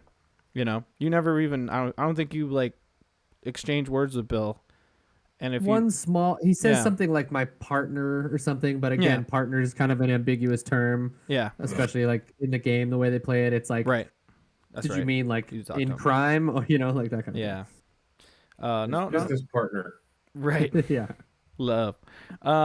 So yeah, no, great episode. And then we move on to episode 4 called "Hold My Hand," or Please hold to my hand. That's what it says on Wikipedia. Don't know if I think that's the it's- correct name of the episode. Take hold of my hand. Sorry, wait. Not Woody Guthrie. Hank Williams song, I believe. Oh yeah, the name That of the song. Yeah. Yeah, Uh, the one that was in the trailer for the Last of Us show. Right.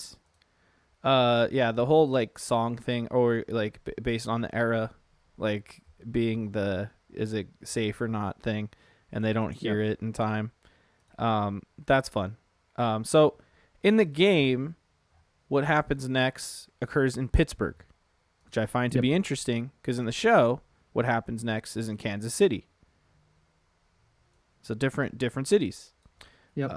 So this is the episode where they go to the one city, they get ambushed by like dudes. And it's the thing where Joel's like, "Oh, I know this ambush," and he runs over the guy who's apparently hurt, but he's not hurt. They're about to be ambushed. They do get ambushed. I feel like that's pretty much how it goes down in the game, where like all of a sudden you just have to start shooting motherfuckers. Same thing happens in the show, which is cool.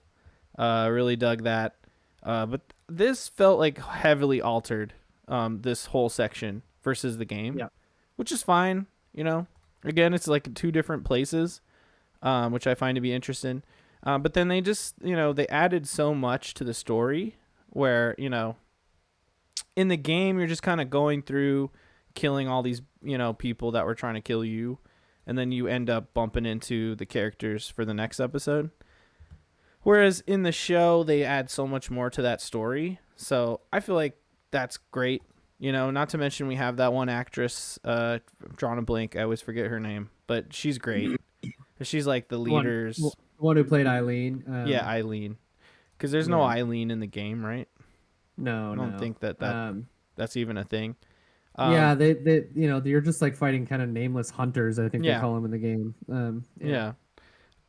So yeah, I really dug this episode. I thought it was cool. It's basically a 2-parter, because at the end of this episode we meet Henry and Sam, who are like massive characters in the game, and same with the show.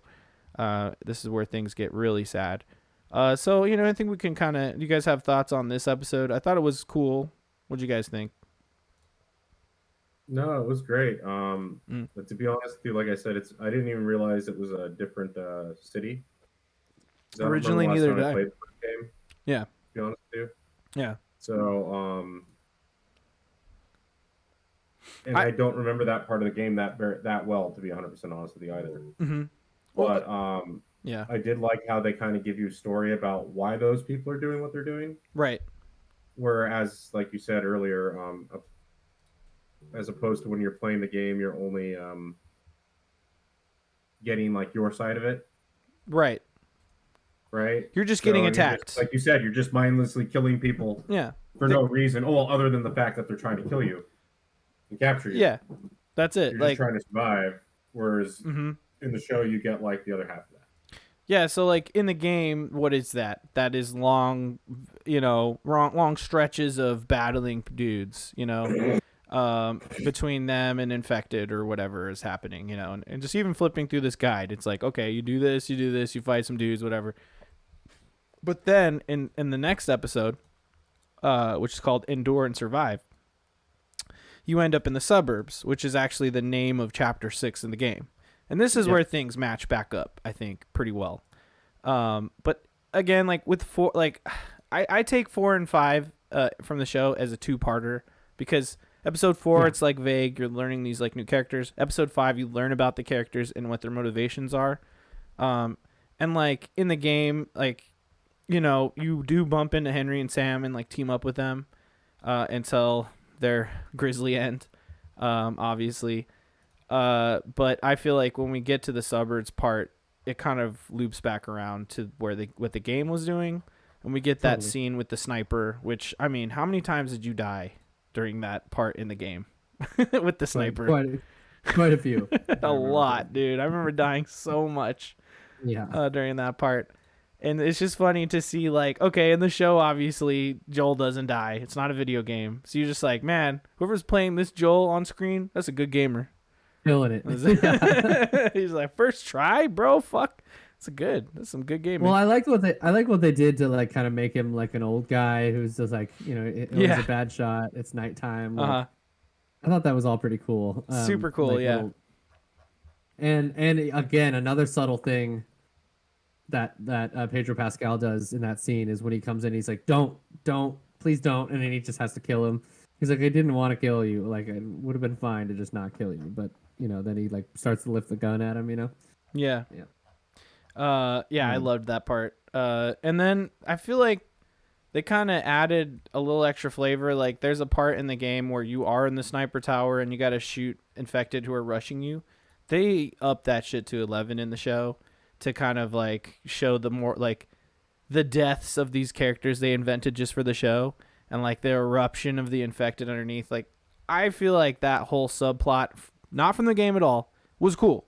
It was a cool way to just tell an extra story that didn't exist in the game, still contained to end within the time that it needed to end. And again, that, you know, great performance from that actress. I'm gonna look her name up right now. So yeah, I would say these 2 episodes were like, I mean, they were really entertaining and they were awesome. They were maybe like a little bit of a low point in the show for me, like just a little bit. Like, yeah, I didn't like, I wasn't super attached to whatever her name, Eileen, that kind of plot was. And like, I mean, it was okay. It was cool. I think it was just like another way of showing that like everyone is a little bit of good, a little bit of bad. yeah, This world makes heroes and villains out of all of us. And brutal. that, like, depending on your perspective, you're gonna like probably do something that to someone else feels villainous, that to your own kind or family or clan or whatever it is feels like the right thing to do. You know what I mean? But yeah, it's still hitting upon the theme of what this is, the last of us, right? Us being the underlined word, right? It's how you're acting for you and your kind, you and your kin. And it was also a cool way to give us a big dose of infected, because there's a lot of infected in this point of the game. You go through the tunnels, which is like a big thing, and then the whole suburbs area where you're running from a lot. I was going to say, isn't that the first and last time you see a bloater in the show? Yeah. Yep. Yeah. You're right. Only in that one scene. Yep. So yeah, I just feel like it checks boxes for like the showrunners. Like, okay, we need to have a lot of infected at some point. Okay, let's build this story. Let's make this happen. And it's always satisfying to see bad characters get murdered by a shit ton of infected. You know what I mean? And the team that did the animation or like the visual effects on the infected for this episode was Weta Workshop from Lord of the Rings. So I think it looked really stellar. Oh man, so that was pretty good. A lot of practical in Lord of the Rings, man. That's what's so great about it.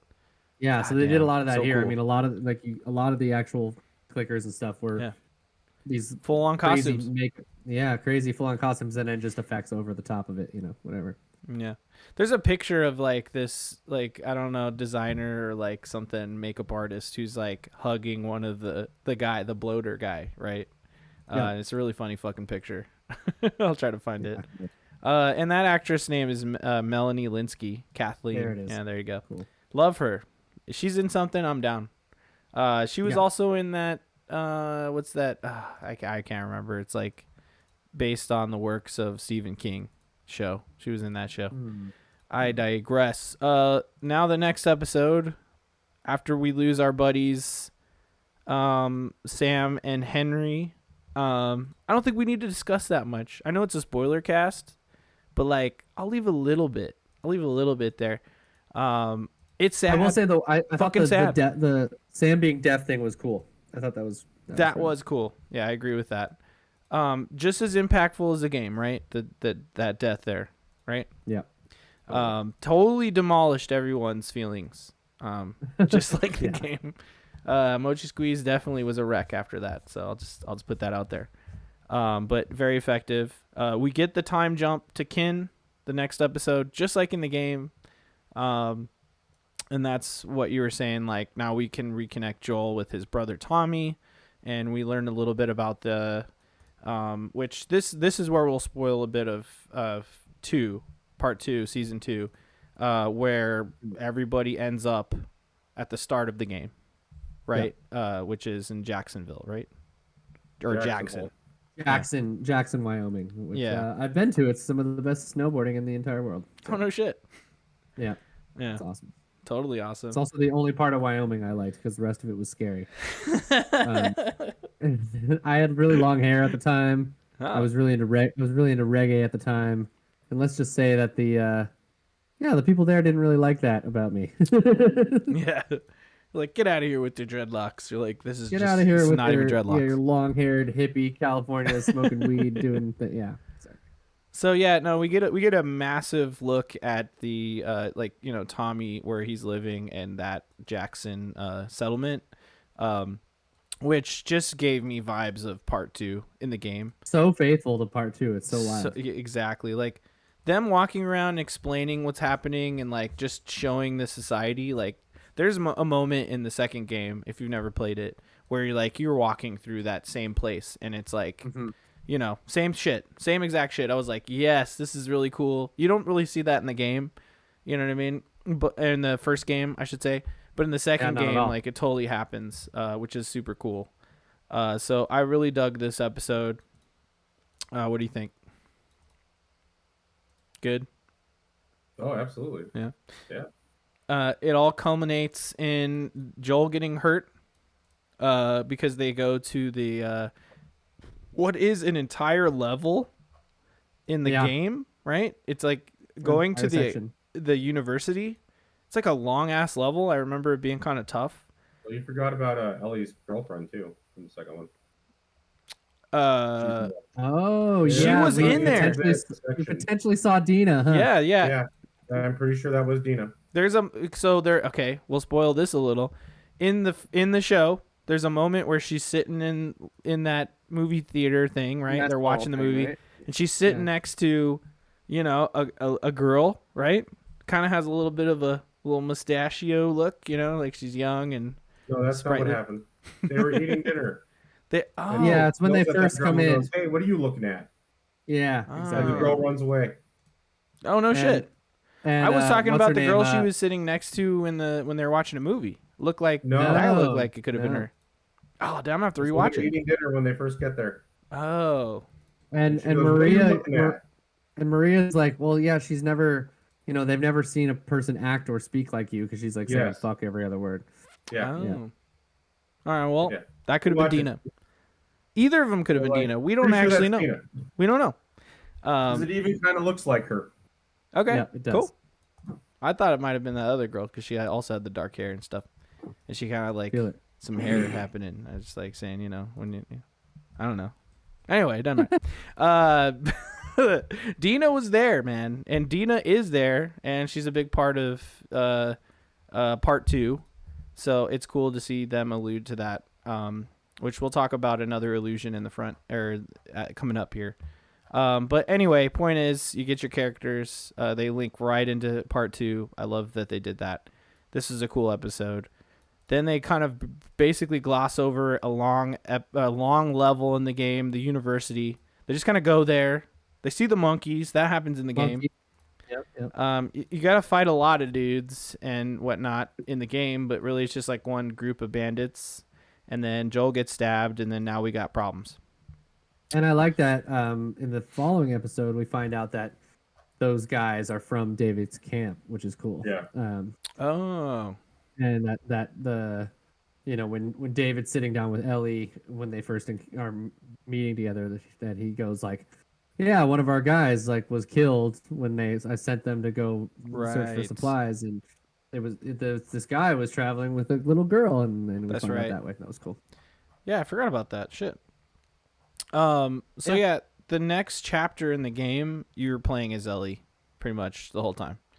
It's a big shock in the game because it's the only time you have like a perspective change, you know. Yeah, straight up. Like you don't expect that. You're Joel, but no, that whole time you're Ellie. So like that's what does happen in the show too, which is really cool. And I like how they handled it. But there are some beat for beat moments in the show from that point on. Between like Ellie, like that boss battle where she's taking down the weird pedophile fucking guy who wants to whatever eat her. I don't fucking know what's going on with that weird religious cult. That's straight out of the game. You got to like sneak around. There's like glass on the floor. If you step on it, he can hear you. The whole time he's saying like, "Come on, Ellie," blah blah blah. Like the same shit he's saying in the show. Like it's on fire, just like in the game. Like that was amazing and faithful. I loved it. And then also beat for beat, when Joel's searching for her, there is a cutscene that is like the exact same of like when he kills those two dudes and gets the information. Knifes him in the knee. Oh god, yeah. And he's like, point to the map, and then he's like, oh, I thought you were gonna let me live. He's like, no, I just need to know.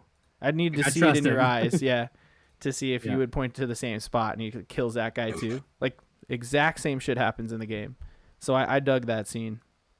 I like that we get a hint of that. A hint of what? Meat. Oh, I'm losing you. Oh, my bad. No, you're cool. You're back. Try again.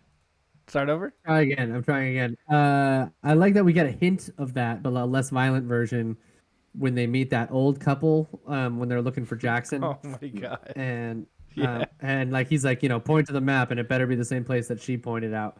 But then this one is a lot more hardcore. It's pretty good. Yo, that Native American woman was fucking hilarious, dude. She was so one of my favorite. Oh my god. That was like one of my favorite moments from the show. Mm-hmm. Fucking it was great. Loved it. But that was what am I gonna do? I made them food. Whatever. They were cold and hungry. Like I don't care. The gun was over there. It was. I don't know. I didn't want to get up. Yeah. Fucking hilarious. Yeah. She's like, "Oh yeah, there's a girl upstairs." He's like, "What?" But yeah, I mean, that's already episode 8. I just feel like these episodes breezed by, and they're very faithful to the game in a lot of ways. God, so brutal though when Ellie's stabbing the fuck out of him at the end, and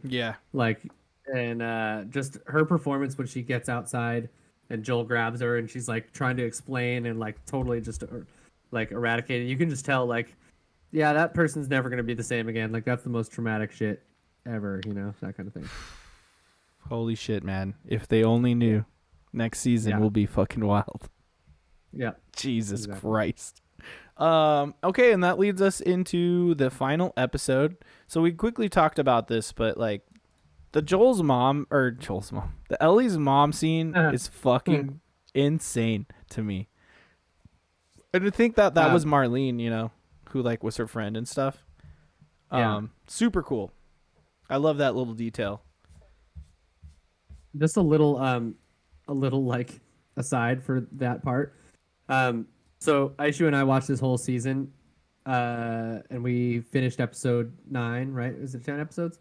Nine. Nine episodes. So we finished episode 8. Like a couple days before we went in. I guess almost a week before we went into the hospital to have our own daughter. And so we went into the hospital on Saturday. She went into labor on Saturday.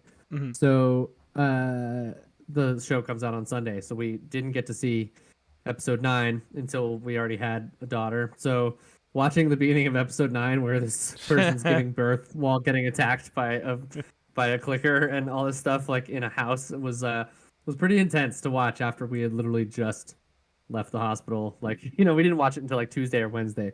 Mm-hmm. But oh my god, we were both just looking at each other. I was like, if you can't handle this at any point, just let me know. Like, whatever, this is a lot. So, but that was a lot after just giving. I mean, obviously, it's also a little ridiculous. Like, there's no way she just pushed a baby out in like a second after her water broke. But whatever, it's fine. Mm-hmm. Yeah, that's hardcore stuff, dude.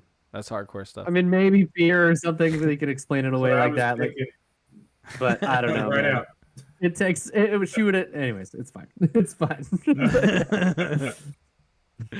That's an amazing story. So leading into episode 9, I just have a small observation comparison between the game and the show.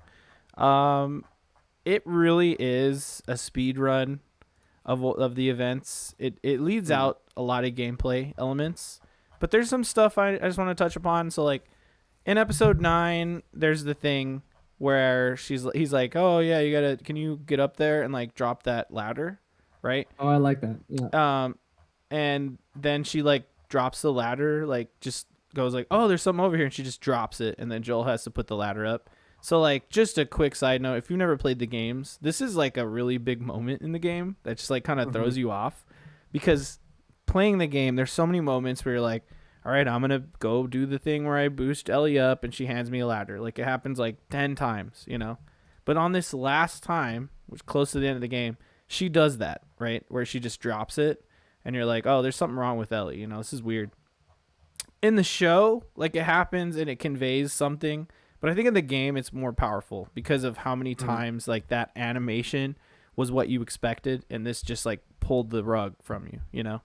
So I just want to call that out. Like it's just interesting that like they still did it in the show, but I was like, oh, this feels like a nod to the gamer, but it's also like, you know, it works within the story. And then you get the giraffe scene, which is iconic from the game, of course. And I was telling Mochi Squeeze, I'm like, right after this giraffe scene, like where she walks out onto the balcony or whatever and just like stares at the mountains of Salt Lake City, which are gorgeous, I hear. I need to check that out one day. They are.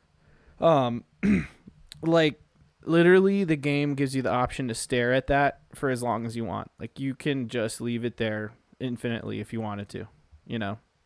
So I just found that to be an interesting thing where you could just be like, oh, just stare at these giraffes and just look at the mountains. So I don't know. It's cool that they included that. But then there's like an entire section of the game. Like they show some Fedra stuff or whatever, just like as I'm looking through this guide, just like in the show. But there's a whole section of the game where like you have to walk through this kind of like sewery area. And Oh yeah. remember? And there's a point in the game where like you realize Ellie doesn't know how to swim. Or you might know that earlier, but like Ellie falls into the water and you have to like resuscitate her, you know, because she's like kind of drowning. That doesn't happen in the show, but it's sort of a big moment in the game. So I understand why they cut the content, but I just kind of want to throw that out there that like I remember this scene like viscerally from the game, and we didn't get it in the show, and so like that's to me like an advocation for playing the game, because you get like more story out of the game in different ways. So I don't know. What do you guys think about that? I'm gonna be honest, I don't remember that. So No, you don't. Fair enough. Fair enough. And isn't it that you're resuscitating her or something, and the fireflies come help you finish resuscitating her? Or Yeah, and then like they knock like, your ass out. Yeah, so I remember that it's like I remember that kind of making it feel a little bit more frantic, where it's like you finally like have kind of reached your end destination, but like everything could go wrong right now, and you're like, oh no, like it feels so hectic right then. Yeah. And then you're like, oh, the fireflies, and you're like, help us, and they do, but then you're like, and you're like, oh shit. Ellie is drowned. She's not breathing. You're trying to get the water out of her, and then a fucker knocks you out, but then you wake up and she's okay, and they're talking to you. And so like, that's skipped, but to me, like, that's sort of a story beat that was sort of a big deal to me when playing the game. I don't know. And that's totally left out. And it's subbed in for like, oh, they see him and then they come with guns and they knock him out. I mean, it still works. It still works. It does. You know, and I'm not like hating on it. I'm just saying that it was just an interesting thing that I thought about and that I figured I'd bring it up. But then from that point on, it's exactly the same. And holy shit, man, if you were sad about the Sam thing and you didn't see this coming as someone who didn't play the games, like, I feel like this is such a gut punch ending to a game, to this show, just like it is in the game too. So how do you guys feel like they handled the hospital section, the Firefly Lab, as it's known in the game chapter? Again, I'll just reiterate what I've been saying. It's great. Great. Really good. It's excellent. Like it was done perfectly. Yep. I don't think they've done anything different in my opinion. Same. I think one of the cool benefits of the rest of the show being a little bit less or being more sparing with the amount of people that Joel and Ellie kill. The fact that like because you're not constantly killing clickers, you're not constantly killing raiders or Fedra or whatever, like you are throughout the game, because that's the main point of action that the player has in the game is shooting, right, and or stabbing or whatever. Like the fact that you haven't seen or all the kills or like every kill has had so much weight in the rest of the show. Like even like the fact that like when they're in Kansas City and they kill and Ellie kills that guy Brian or whatever his name is, like you really sit with that feeling of the fact that she killed a person and it was a person for so long. But then the fact that this one is just Joel just shuts off and becomes inhuman and is just I don't care, and like that guy's cowering in the corner and he just shoots him, and like like even the doctor at the very end there, and just like he just starts to pick up the scalpel like that's gonna do anything, and then Joel just cold clocks him in the head. It's like it's just so like all right, gnarly. And I remember in the game, and actually I've heard Greg Miller say a similar story to this before. I thought they were gonna give you a choice because video games will do this. Same sometimes. thing. I thought the same thing. Like, oh, am I gonna like have a choice right at the end, and that's the whole big thing? But the fact that it's just like, nope, you kill everyone. That's you. That's what you do. Did you know that if you don't shoot the doctor, he stabs you with the scalpel? Yeah, you die. You die. Yeah. So you're forced to kill him because that's what happened to me. I was like, oh no, do I kill this doctor? There's not a lot of doctors, man. I don't fucking know. And he stabs a fucking scalpel in my neck, dude. And I'm like, oh, I have to kill this motherfucker, dude. I think I shot him. I didn't even hesitate. You're just like, shot him. But that's the thing. Like, it's exactly what Gage is saying here. You murdered so many fucking things over the course of that gameplay. And frankly, so does Ellie. Like, Ellie's over here, like, shivving motherfuckers in the neck and the head. It's crazy. On left and right, yeah. But, like, totally. In the show, because there's so much less of it, it's just hits way harder. So, like, I think that's what's more effective about the show, personally. Absolutely. Totally. Especially the end scene. And like, in case you're wondering, the scene with Marlene where she's, like, begging for her life and saying, like, all right, you don't have to kill me. You don't have to kill me. And he just murks her right away. That's exactly how it goes down in the game, too. Like, totally. Scene for scene. Like, he's just like, nope, bop. And that's Marlene from the beginning, And it's crazy. And I thought it was a great side by side of kind of like the moment where he's holding his daughter Sarah, and we're not infected, and the Fedra guy's sitting there, and he's versus that he has that moment of recognition with Marlene too, where she's there and he's holding Ellie, and he's like, I'm not even gonna hesitate. Like there's just no, It's such a good full circle moment. So I good. just got chills again. Yeah. It's because, in the face of whatever, in the face of danger or adversity, that you're willing to just pull the trigger because it's what you think is the right thing to do.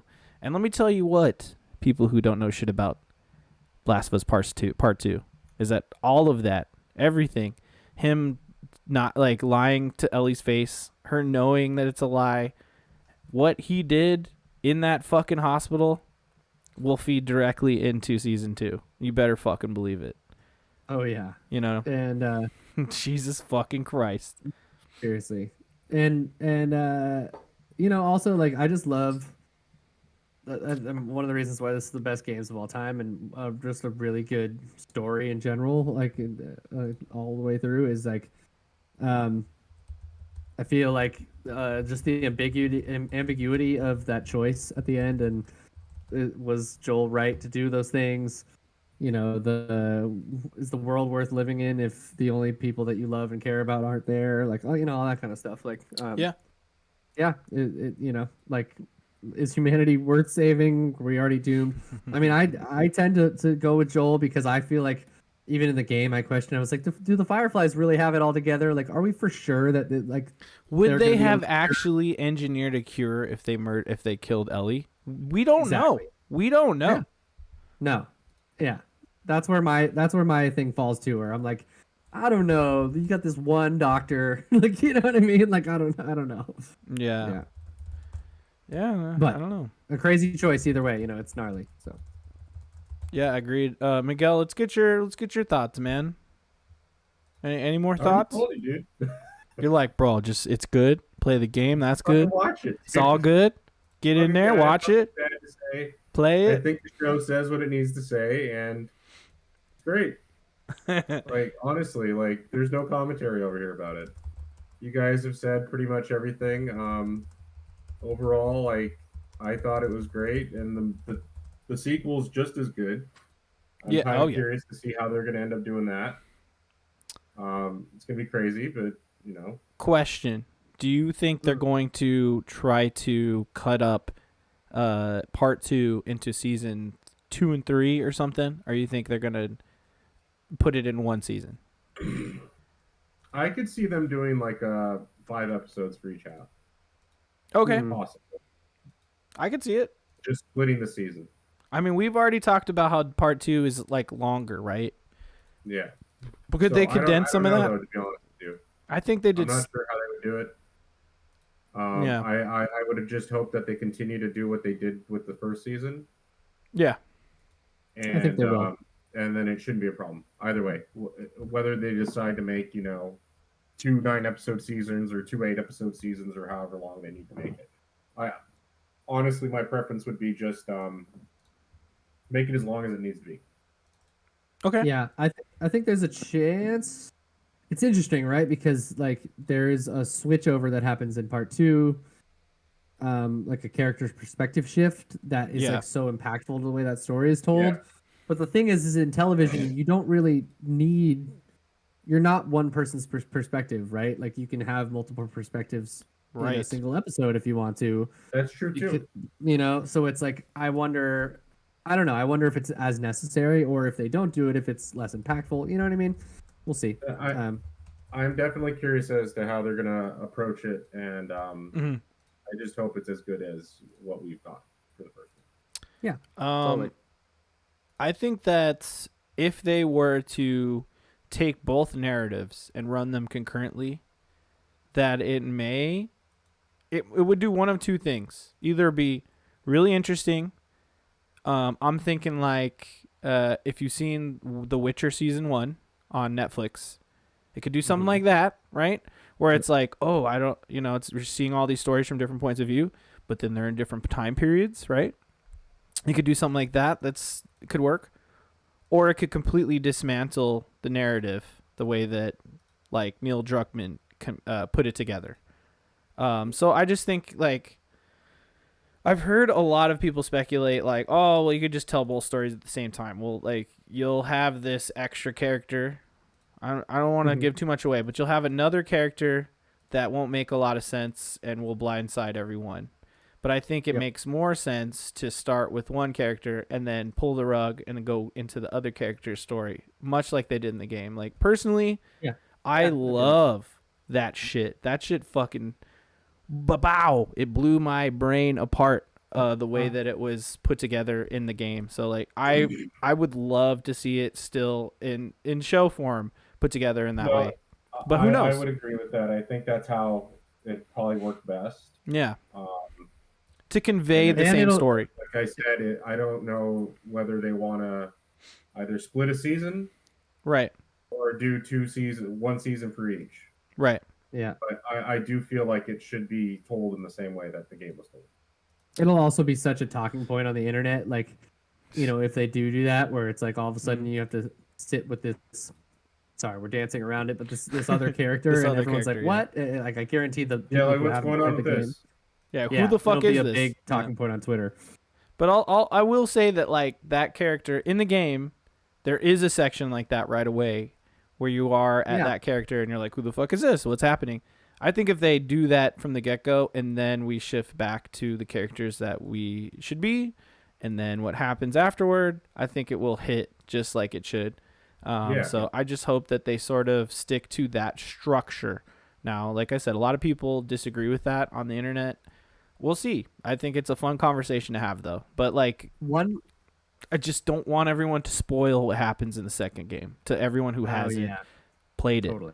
That's because it's just so. It fucking makes me like it hits me in the feels every time I even think about all the shit that's going down. Whew, man. It hurt. Season 2 is gonna be fucking crazy, dude. Damn. One thing that I'm interested about. This is kind of annoying because it's kind of like a little bit semantic and whatever, but they changed the time period in this season of when it happened. I believe in the game, the outbreak happens concurrently. Like the game came out in 2013, right? Mm-hmm. And I think the outbreak day in the game is 2013. Okay. Where in this they made 2003. Yeah. And the only big difference that might have an impact on season 2, which is kind of interesting, is the song, the Pearl Jam song, that is like integral to the story. Right. Yeah. Was not released in 2003.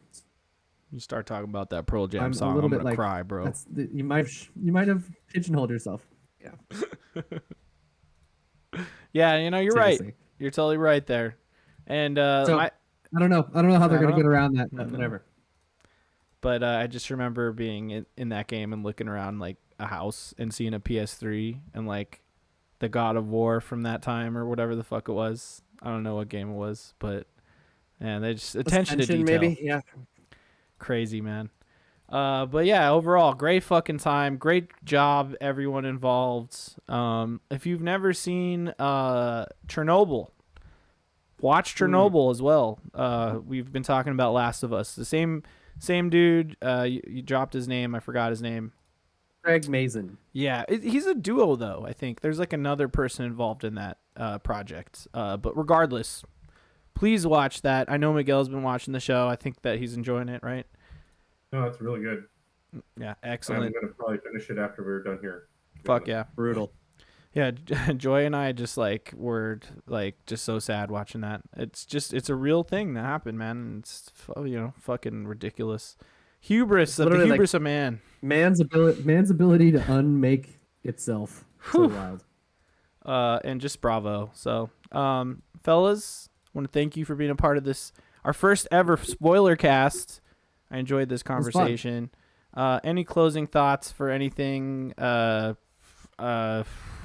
we looking forward to season 2, or are we regretting? Or are we scared of season 2? Because I don't know. I'm sort of I'm in the middle. Like, why would you be afraid? Well, not afraid, but more like dreading. I'm dreading it, man. I'm bringing it. I can't wait. Yeah, Pedro Pascal. I just want to see. I want to see him in season 2. You know what I mean? I'll just put it that way. I want to see him. Yeah, all old and shit. Yeah. Older. Yeah. It's a time jump for sure. And Yeah. Dina, we're getting Dina. You'll see him for a little while. Yeah. Yeah, so anyway, thank you for watching. Remember, if you want to check us out live, twitch.tv/Neon Pocket Dimension. You want to check this shit out later, search Odd Valley Studios on YouTube, or go to youtube.com/@Odd Valley Studios. We're there. We're also on Twitter at NPD Squad. NPD stands for Neon Pocket Dimension. That's right, baby. And then, we're on Twitter too. I'm at OMJesus. You got Boxcar_Miguel over here. You got Luke Shot First. First is actually a 1 symbol with an ST. I hope that makes sense. And thanks for everyone for watching live, and Twitch for existing. So Thanks yeah, for Twitch for existing. Good to be back, guys. I know I've been on a little bit of a hiatus, and a little bit week to week. We'll have to see how it goes. But I'm a new father, and it's been amazing, and I'm so excited about it. But how's the baby, more fun man? podcast to come soon. Let's hear about the baby for a second. My little girl Maya rules. She's loved my life already, and last. Was that my internet? No, it's him. I saw like a. Oh no. He's talking to himself. I hear you. I hear you talking to again. myself. Are you there? Oh, you're back. There he is. I'm back. Okay. I'm back. Has she grabbed your hand yet? She's done like a little every grab? day, all the time. Oh, yeah, that's good, man. Oh, yeah. that's Anyways, great, it man. rules. I We're wish having you so the much best, fun. dude. Obviously we're not sleeping all that much, but it's great. Hey, we miss you over here, bro. But it's no worries. Whenever you can be on the show, Yeah, dude. that's on you, man. No worry. Don't worry about it. We're just having fun here, bro. Hell yeah, Heck yeah, we dog. are. All right, get ready to play us out. Let's hear it. Oh, I got to turn noise suppression off. Turn noise suppression off.